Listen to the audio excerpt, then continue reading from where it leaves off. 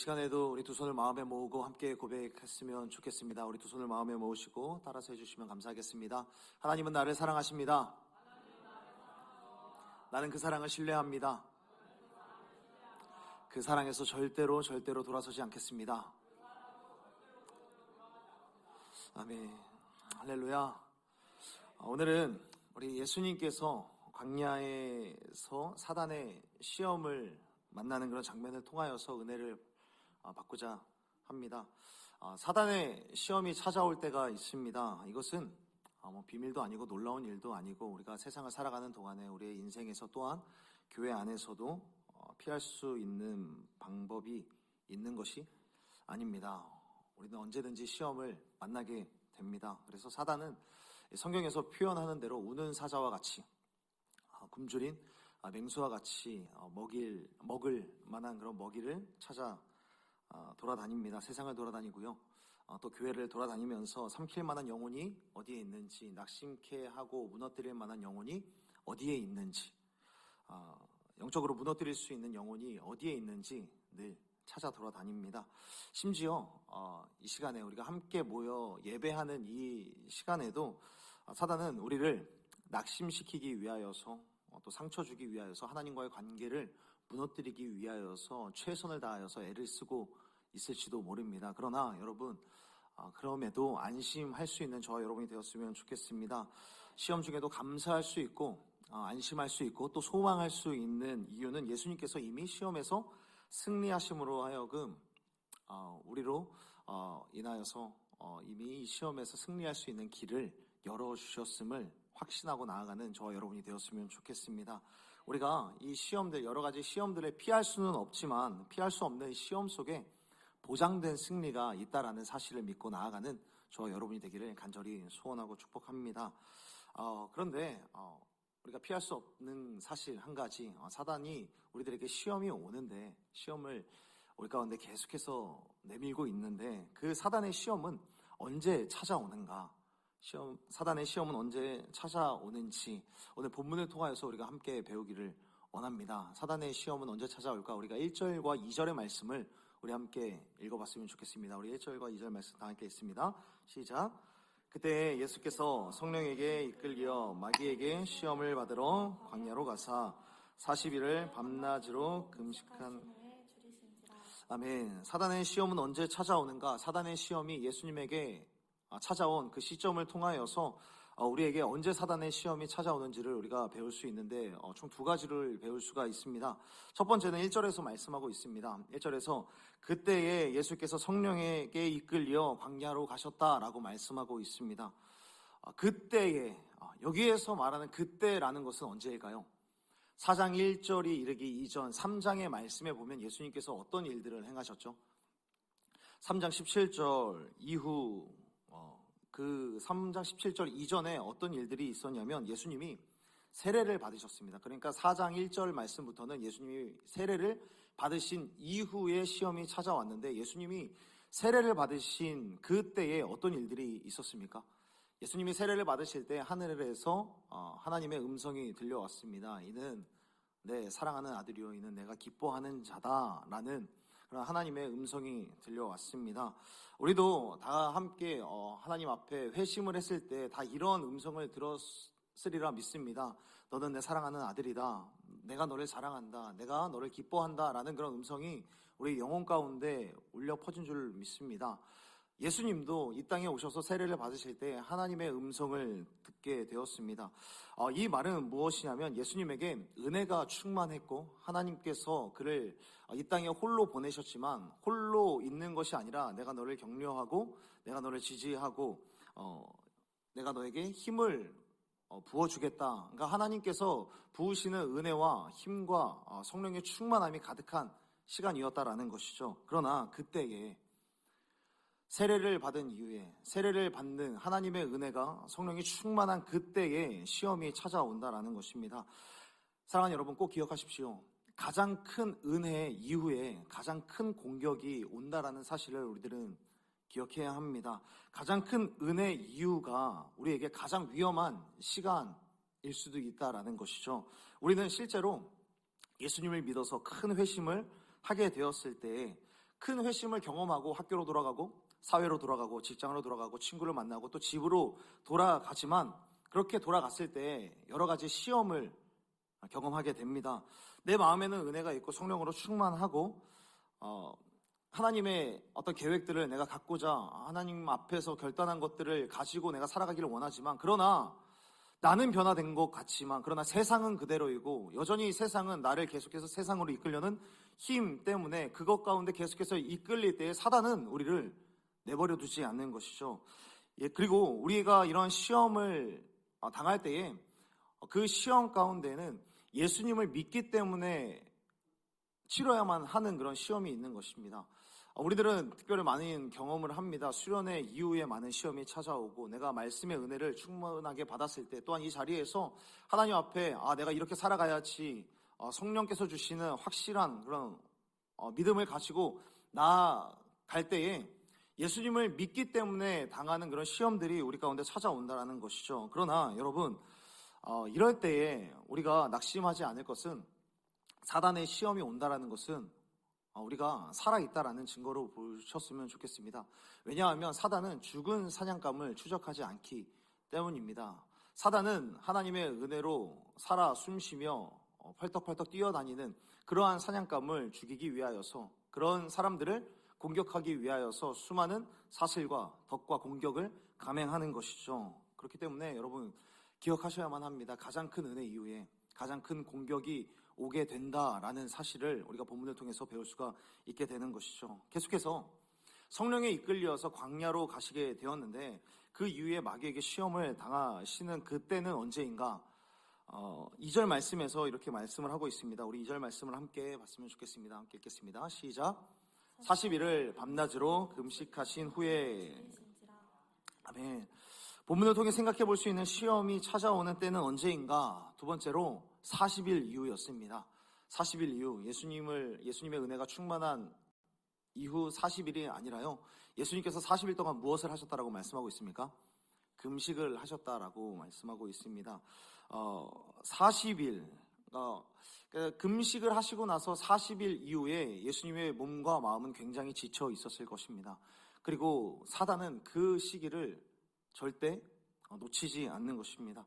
사단은 예수님이 광야로 간 첫날 시험하신 것이 아니고 예수님이 40일 동안 금식하신 이후에 몸과 마음이 지치고 약하여 있을 때, 그때 사단은 공격을 했다라는 것이죠. 우리가 선교를 가거나 어떤 단기 봉사, 우리가 어저께 여탄 봉사를 함께 했는데, 이런 봉사 같은 것을 하면 정말 좋았던 사람이 괴팍해지는 그런 순간이 있습니다. 교회에서는 정말 여러 사람들이랑 잘 지내는데 선교 가면 정말 아무것도 아닌데 그냥 짜증을 내는, 화를 내는 사람들이 있습니다. 여기 혹시 없습니까? 우리 레전드 사건으로 계속해서 제가 울고먹고 있는 우리 충원 형제, 사람이 굉장히 좋은데 선교 가면 폭발하는 그런 순간이 있는 거죠. 정말 아무것도 아닌데 폭발을 하는 거예요. 제가 지난 여름에 키르기즈스탄으로 선교를 다녀왔는데요. 우리 청년들, 같이 간 청년들 기억하는지 모르겠는데, 스레젠가 교회에서 벽돌을 옮기고 난 이후에 제가 물론 반진으로 던졌는데 제가 이렇게 외쳤던 적이 있습니다. 와, 온사랑교회 온 이후로 최고로 빡친다 라고 제가 외쳤던 적이 있습니다. 그때가 왜 그랬냐면, 벽돌을 다 옮겼습니다. 벽돌을 옮기고 이제 단체 사진 하나 찍고 이제 돌아가면 되는데, 그때가 밤이 늦었었거든요. 이제 돌아가면 되는데 모이지를 않는 거예요. 함께 모여서 우리 사진 한번 찍읍시다 라고 몇 번을 외쳐도 한 곳에서는 뭐 사진 찍고 있고, 한 곳에서는 청년들이 좋았어 뭐 이러나 외치고 있고, 환장을 하는 거예요. 모이십시다 라고 얘기를 하니까 안 모이는 거예요. 그러니까 너무 화가 나서 온사람교회 온 이후에 최고로 빡친다 제가 얘기를 했습니다. 뭐 이걸 진지하게 받아들이는 청년은 아무도 없으리라 생각을 하는데, 이게 그때 제가 그 당시에 키르에 도착한 지 얼마 지나지 않아서였거든요. 가는 동안에 비행기 멀미 때문에 조금 몸이 힘들었고, 어떤 감기인지 아니면 그곳에서 적응을 잘 못했던 것인지 몸이 굉장히 힘들었던 거예요. 그 상황에서 말도 안 들으니까. 근데 이런 약한 모습을 또 보이면 안 되니까, 제가 좀 약한 모습을 보이면 우리 수인 형제나 이제 형래 형제 같은 경우는 목사님 실망이에요 이런 얘기를 들으니까 이런 모습 보여주지 않으려고 강한 척을 막 하는데 이걸 보이고 싶진 않고 그리고 빨리 모여서 이제 좀 가서 쉬어야 되는데 그러지 않으니까 너무 화가 나는 거죠. 원래는 좋은 사람이지 않을까요? 그러니까 아무것도 아닌 일에 괴팍해지는 그런 순간이 있는 거예요. 이게 저를 변호하려고 이야기를 하는 것이 아니라 정말 피곤하고 음식이 맞지 않고 또 잠조차 제대로 자지 못하면은 영적으로 자신을 지키기가 어려운 경우를 맞이하게 되는 거죠. 시험이 언제 찾아오는가? 두 번째로 이거예요. 몸이 피곤하면 영적으로 공격을 당하게 된다는 겁니다. 몸이 피곤하면 영적으로 자기를 지키기 어려운 순간이 반드시 찾아오는 겁니다. 육신이 병들고 또 아프고 쇠약할 때 사단이 우리 마음 가운데 찾아와서 우리를 시험케 하는 것이죠. 지금도 병이 들고 또 특히나 타지에서 집을 떠나서 타지에서 아프고 내가 병들면은 그렇게 자기 자신에 대해서 자기 연민이 찾아오게 됩니다. 그때마다 우리들은 생각할 수 있죠. 자기 연민이 찾아오게 되면 별의별 생각을 다 하게 되는데 내가 예수님을 믿는데 왜 이런 공격을 당하게 될까? 내가 예수님을 믿는데 왜 이런 아픔이 찾아올까라는 그런 생각을 하게 되는 것이죠. 이런 공격이 찾아올 때 그럼에도 여러분 반드시 생각해야 되고 반드시 기억하고 반드시 필요한 것이 있는데 사랑하는 여러분, 사단이 지금 내 마음속에 시험을 시작했다라는 사실을 우리들은 반드시 기억해야 합니다. 반드시 은혜가 충만할 때 공격이 찾아왔구나. 그리고 내 몸이 지치고 내 마음이 병들어 갈 때 사단의 공격이 시작됐구나. 사단의 공격이 사단이 지금 내 마음 가운데 들어왔구나라는 것을 반드시 기억해야만 하는 것이죠. 우리는 이와 같은 사단의 시험이 언제든지 찾아올 수 있는 존재라는 사실을 반드시 기억해야 합니다. 성령이 충만했던 하나님의 은혜로 충만했던 예수님조차도 사단의 시험 앞에 서게 되었는데 하나님이신 예수님에게도 사단의 시험이 찾아왔는데 우리라고 어찌 안전할 수 있겠습니까? 그렇기 때문에 우리들은 이 점에 대해서 사단의 공격이 우리들 가운데 들어올 수 있다라는 것에 대해서 늘 촉각을 곤두세우고 있어야 합니다. 여러분, 군대를 다녀온 청년들은 다 아시겠지만 군대에서 가장 큰 치명상을 받을 때가 언제인지 아십니까? 군대에서 가장 큰 치명상을 받을 때는 물론 적들로부터 공격을 받을 때인데 그 공격이 어디에서 날라오는지도 모르고 무슨 무기로 날라오는지도 모르고 또 어떤 적이 어디에 숨어서 어떤 무기로 공격을 하는지 모를 때 치명상을 당하게 되는 겁니다. 어디에서 그리고 어떤 적이 또 무슨 무기로 공격을 하는지 알게 되면 방어할 수 있고 더 나아가서 반격까지 할 수 있는데 어디에서 날라오는지 모르면 우리들은 방어조차 하지 못하는 거예요. 그러니까 사단이 우리 가운데 들어올 때 이렇게 하지 않아요. 은비자매 안녕? 나 사단인데 나 들어왔어. 나 너한테 시험 대기할 거야. 이렇게 친절하게 설명해 주지 않아요. 우리 마음 가운데 우리의 마음이 지치고 몸이 지치고 또 내가 은혜가 충만했을 때 공격이 들어오게 되는데 그때 친절하게 우리 설명해 주지 않는다고요.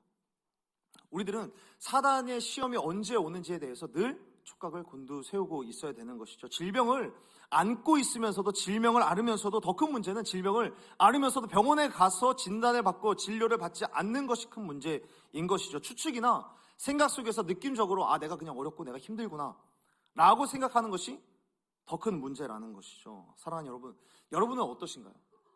혹시 가장 큰 은혜 이후에 사단의 시험이 있지는 않던가요? 또는 뭔가 마음이 지칠 때 사단이 찾아오지 않습니까? 만약 여러분의 마음과 여러분의 삶 가운데 이런 시험과 공격이 찾아왔다면 아까 전에도 말씀드렸다시피 외람되지만 기뻐하시고 즐거워하셨으면 좋겠습니다.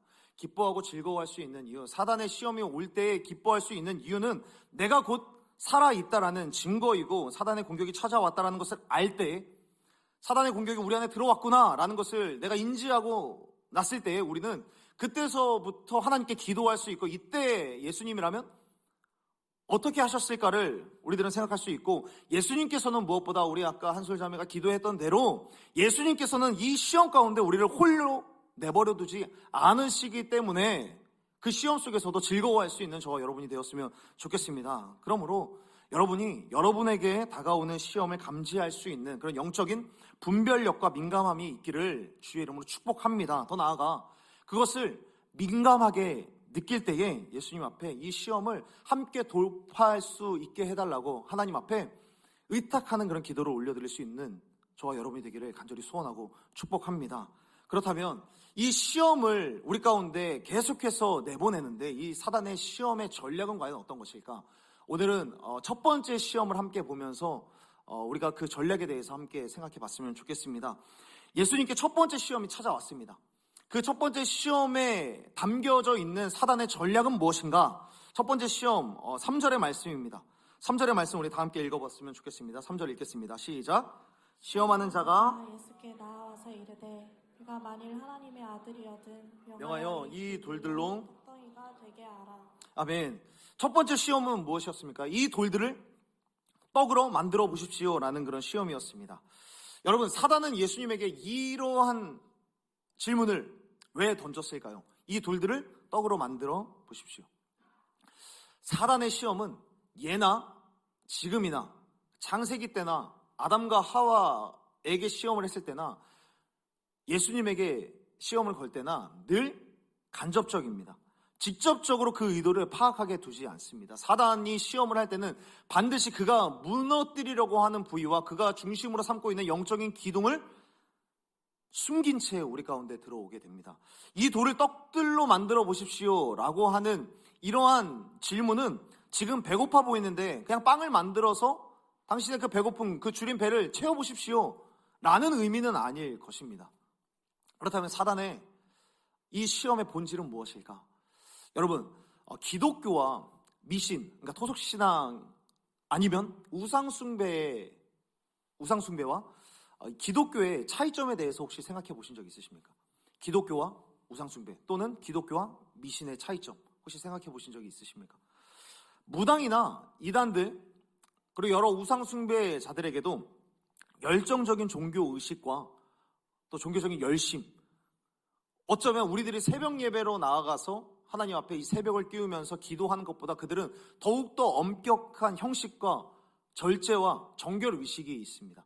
매일 새벽에 정말 가장 깨끗한 물로 샤워를 하는 그런 경우들도 있고요. 부정한 날짜를 피하는 일들도 있습니다. 미신 그리고 이단을 섬기는 그런 사람들도 자신을 정결하게 하기 위해서 특정한 음식을 먹지 않는 일들도 굉장히 많이 있습니다. 그러나 이러한 정성과 이러한 정결의식, 이러한 절제는 어쩌면 웬만한 크리스찬들보다 더욱더 열심으로 종교의 행색을 갖춰가는 것이죠. 그럼에도 그런 정성을 들이면서 절제하고 정결하게 자신이 믿는 신에게 기도를 올려드리는 그들과 하나님을 믿는 하나님의 사람들, 그들의 가장 큰 차이점은 과연 무엇일까요? 행위는 같을 수 있고 행위의 열정적인 차이, 그것 말고 어떤 차이가 있을까요? 마태복음 16장 24절에서 우리 예수님께서는 우리 가운데 이렇게 말씀합니다. 마태복음 16장 24절 우리 다 함께 읽어봤으면 좋겠습니다. 읽겠습니다. 시작. 이에 예수께서 제자들에게 이르시되 누구든지 나를 따라오려거든 자기를 부인하고 자기 십자가를 지고 나를 따를 것이니라. 아멘. 예수님께서는 예수님을 믿는 수많은 사람들에게 누구든지 나를 따라오려거든 자기를 부인하고 자기 십자가를 지고 나를 따를 것이다 라고 말씀하고 있습니다. 여러분, 무당들이, 이단을 섬기는 자들이 그토록 정결하고 열심을 다하여서 신을 섬기고 깨끗함을 추구해서 원하는 것은 결국 무엇일까요? 자신들의 그런 열심을 이루어서 결국에 이루고자 하는 것은 결국에 자신이나 그리고 자신에게 어떤 점을 봐주기를 원하는 그 의뢰인의 소원을 이루는 것이죠. 그러니 그들의 종교 예식이라는 것은 사실상 본질적으로 무엇을 이야기하냐면 신을 달래는 거죠. 자신의 정결함으로 신을 달래는 거예요. 신의 마음을 돌이키는 겁니다. 신의 마음을 돌이켜서 내가 원하는 것을 신이 이루어 달라고 종용하는 행위인 것이죠. 그들은 자신이나 의뢰인의 소원이 내가 지금 기도를 하는 그 신의 마음에 부합한지 부합하지 않은지 따위는 전혀 고려하지 않습니다. 그저 그들이 말하는 신이란 그저 나의 소원과 나의 꿈과 나의 욕망을 이루기 위한 초월적인 힘을 가진 존재, 그들이 신인 거예요. 그러니까 미신을 섬기는 사람은 자기 자신의 욕망을 포기하지 않고 신의 마음만 변화시켜서 신의 마음만 바꾸어서 끝내 자신의 욕망을 이루기 원하는 그것이 미신의 본체인 것이죠. 기독교는 그런 의미에서 태생적으로 이 미신을 섬기는 것보다 훨씬 어렵습니다. 왜냐하면 하나님이 우리의 소원을 이루어주는 방법은 우리의 존재를, 신이 우리의 소원을 이룬다라기보다는 우리의 존재를 하나님이라고 하는 절대음에 맞추어서 우리의 존재를 바꾸고 우리의 생각을 변화시키고 그리고 우리의 존재를 비우고 부인해야 한다. 그때에 내가 너희 것을 이루어 줄 거다라고 말씀하기 때문에 기독교가 훨씬 더 어려운 것이죠. 이것이 모든 미신의 종교와 하나님을 믿는 기독교의 가장 큰 차이점인 것입니다.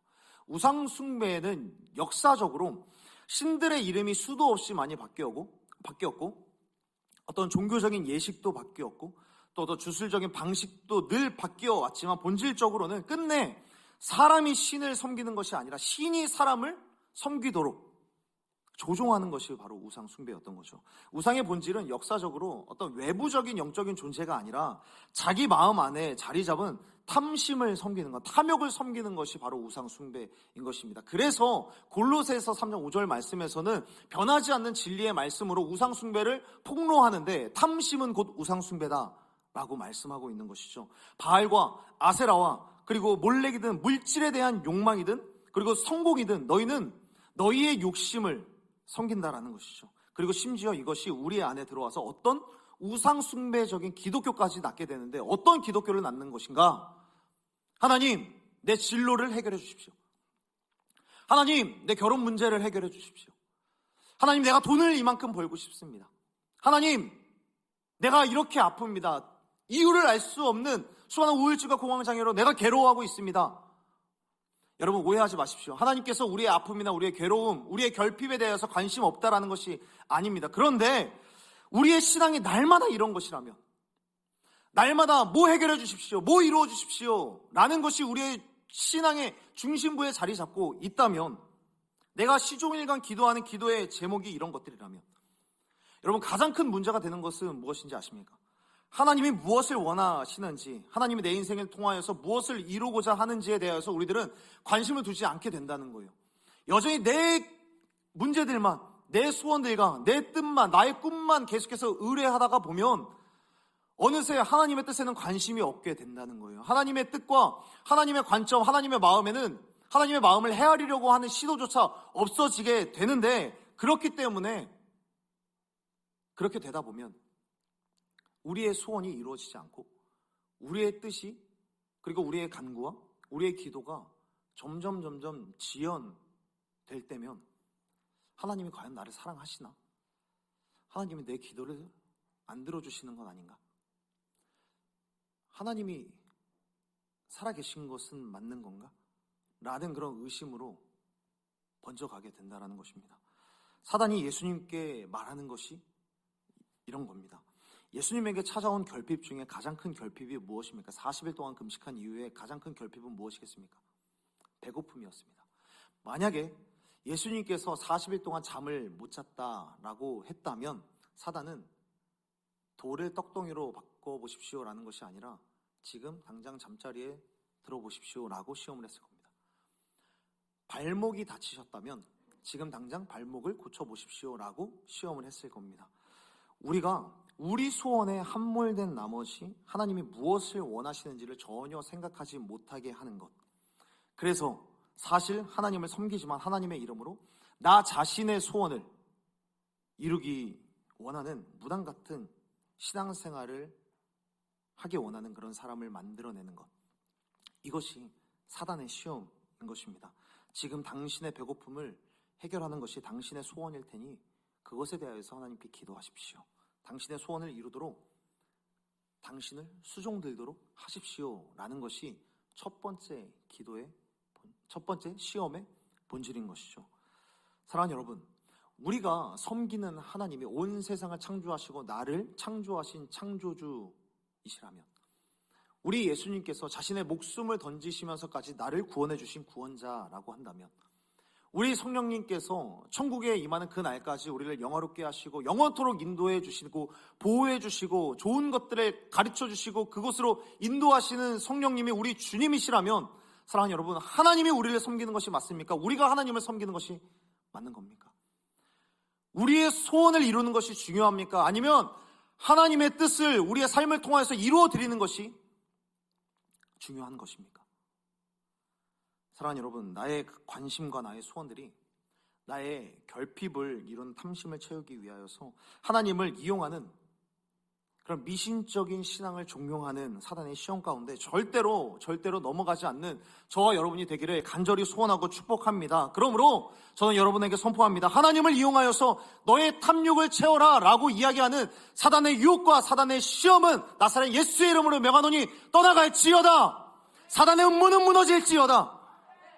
사단의 시험을 나사렛 예수의 이름으로 명하노니 떠나보내는 겁니다.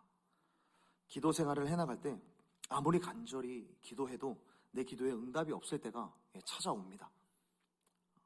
찾아오죠. 예전에는 다 응답해 주셨던 기도의 제목들이 왜 이루어지지 않을까?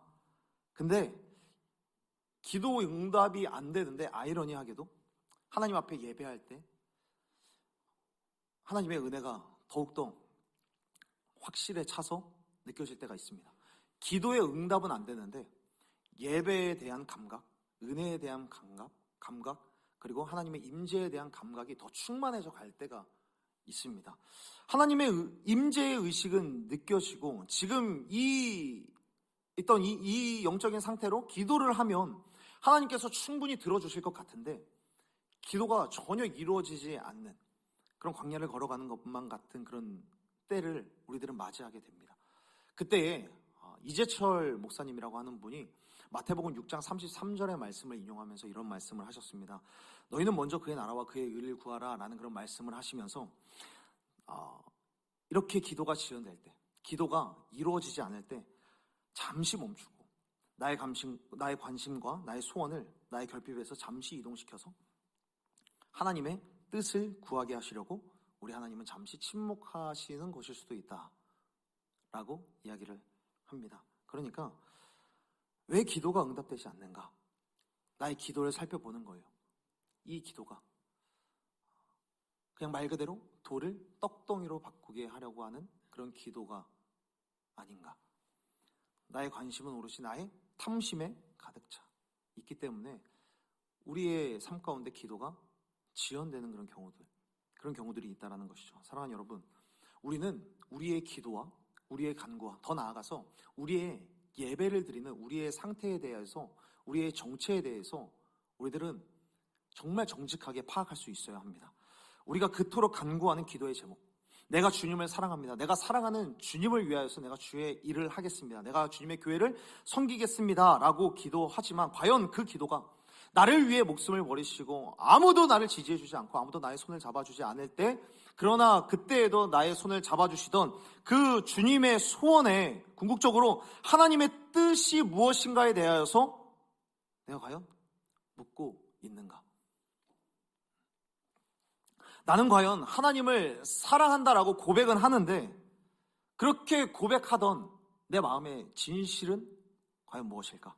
하나님의 소원, 하나님의 뜻, 하나님의 마음에 관심도 없으면서 하나님을 사랑한다라고 이야기했었던 내 마음은 과연 무엇을 위한 사랑이었을까? 주님 사랑해요, 주님 감사해요 라고 내가 수없이 고백은 하지만 사실상 내가 주님을 사랑하는 이유가 하나님이 나를 섬겨주어서 고맙습니다 라고 했었던 것은 아닌가?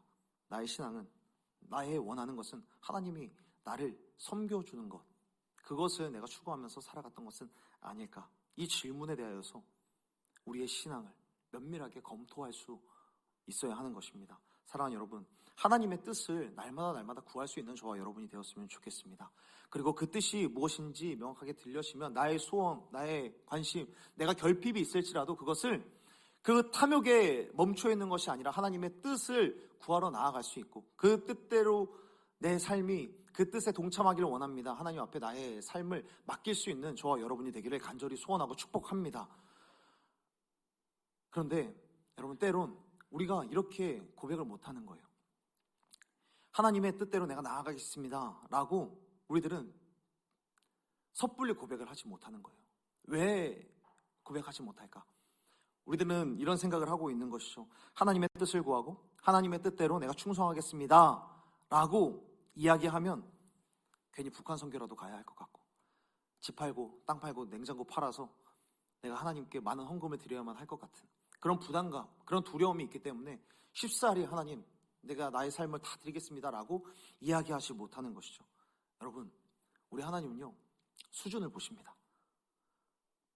당장 북한 선교 가라, 당장 이만큼 많이 갖고 와라 말씀하시지 않으세요. 우리 하나님께서는 우리에게 명령하실 때 막 괴물같이 우리를 불행하게 만드는 것들을 명령하지 않으십니다. 그러나 우리는 하나님의 뜻을 구하고 하나님의 뜻대로 살아가는 것에 대해서 두려움을 느끼게 됩니다. 뭔가 대단히 어려운 것을 시키지는 않을까, 내가 손해보지는 않을까, 내가 이렇게 살아가면 내 인생의 지도가 찢어지고 돌아가야 되는 것은 아닐까. 돌이 돌대로 있는 것을 보지 못하고 하여간 이 돌을 떡으로 바꿀 수 없을까? 이 땅을 바라보면서 하늘을 바라보지 못하게 됩니다. 그리고 사단은 이런 우리의 마음을 기가 막히게 알아서 돌이 떡으로 바뀌기를 구해라 라고 우리들에게 계속해서 시험을 하는 것이죠. 하나님의 마음을 구하고 하나님의 뜻을 구하고 하나님의 소원을 이루려 할 때 우리들은 결코 불행하지 않을 것입니다. 우리 하나님께서는 가장 좋은 길로, 행복한 길로, 가치 있는 길로 인도하셔서 때로는 수많은 갈등과 수많은 어려운 일들, 힘든 일들이 찾아오더라도 우리 주님께서는 주님 품에 안기는 그날, 영화 국제시장 맨 마지막 장면에서 황정민 배우가 이야기했던 것처럼 아버지 힘들었는데 나 그래도 열심히 따라왔어요 라고 고백할 수 있도록 우리 하나님께서는 우리를 그렇게 인도해 가실 줄로 믿습니다. 영원하지 않은 모든 것들이 사라지는 순간이 있습니다. 내 외모가, 그리고 내 스펙들이, 그리고 내가 얼마나 많은 돈을 모았건, 내가 얼마나 유명해졌건 그런 것들이 다 하나도 중요하지 않을 그런 순간이 찾아옵니다. 우리가 죽음 앞에 섰을 때. 그런데 그 죽음 앞에 섰을 때 내가 낭비했다라고 생각하는 그 하나님의 뜻을 구했던 시간, 그리고 작은 일에 충성하고 작은 일에 헌신했었던 그 일들, 하나님의 뜻을 구했던 그 모든 시간들이 하나님께 받을 면류관을 만들어가는 그런 시간일 줄로 믿습니다. 하나님의 뜻을 구하는 것이 오히려 이 시대 속에서 금을 만들어가는 시간이라는 것입니다. 말씀을 정리하겠습니다. 사랑하는 여러분, 돌이 떡으로 바뀌게 하십시오 라고 하는 이 시험은 하나님을 이용하여서 너의 탐심을 채워라 라는 그런 시험이었고, 나를 섬겨주시는 하나님으로, 내가 하나님을 섬기는 것이 아니라 하나님이 나를 빨리 섬겨주십시오 라고 바꾸는 그런 시험이었습니다. 사단은 우리의 탐심을, 이런 탐욕을 이용하여서 끊임없이 하나님을 매 순간 나를 위해 일하는 심부름꾼으로 전락시키려는 그런 시도를 무수히 많이 하게 됩니다. 그때 주님은 간결하게 이 시험을 물리치십니다. 어떻게 물리치시죠? 우리 4장 4절의 말씀을 함께 읽어봤으면 좋겠습니다. 4장 4절의 말씀 함께 읽습니다. 시작. 예수께서 대답하여 이르시되 사람이 떡으로만 살 것이 아니요 하나님의 입으로부터 나오는 모든 말씀으로 살 것이니라 하였느니라 하시니. 아멘. 이 땅에서 살아가는 우리의 힘은 내가 바라는 소원과 내 탐욕 그것을 채워질 때 나의 힘이 발동되는 것이 아니라 내가 하나님의 말씀을 쫓아갈 때, 하나님의 입에서 나오는 모든 말씀을 내 인생의 나침반으로 두고 살아갈 때, 그때 우리는 그리스도인으로서의 빛을 비출 수 있고 참된 하나님의 자녀로서의, 하나님을 믿는 하나님의 사람으로서의 능력을 비출 수 있다라는 사실을 믿고 살아가는 저와 여러분이 되기를 간절히 소원합니다. 혹여나 우리를 무너뜨리고 또 하나님을 심부름꾼으로 바꾸려고 하는 그 시험이 우리 가운데 찾아올 때에 그때마다 이렇게 하나님께 구할 수 있었으면 좋겠습니다. 하나님, 지금 이 순간이, 지금 이렇게 시험하는 순간이 나의 소원을 위하여서 기도하는 시간이 아니라 하나님의 마음을 구하는 시간이 되기를 원하시는 것입니까? 제가 지금까지 하나님의 뜻을 구하지 못했다라면 지금부터라도 하나님의 마음에, 하나님의 관심에 나 역시 관심을 기울이겠습니다 라고 기도할 수 있고 또 회개할 수 있고 그렇게 성령의 그 부르심 가운데 순종하며 나아갈 수 있는 그런 저와 여러분이 되기를 간절히 소원하고 축복합니다. 날마다 물어봐야 됩니다. 내가 지금 주님을 섬기고 있는 것인지 아니면 주님이 나를 섬기길 원하고 있는 것인지, 그 궁극적인 질문 앞에서 내가 주님을 섬기고 주님의 소원을 이루어드리길 원한다, 내가 주님 그 십자가를 지고 주님을 따라가기를 원한다 라고 결단하며 나아갈 수 있는 저와 여러분이 되기를 간절히 소원하고 축복합니다. 우리 이 시간에 함께 함께 찬양하며 나아가기를 원하는데요. 우리 믿음과 싸움 함께 찬양할 때 하나님, 여러 가지 수많은 시험 속에서도 믿음의 삶을 놓지 않게 하여 주옵소서.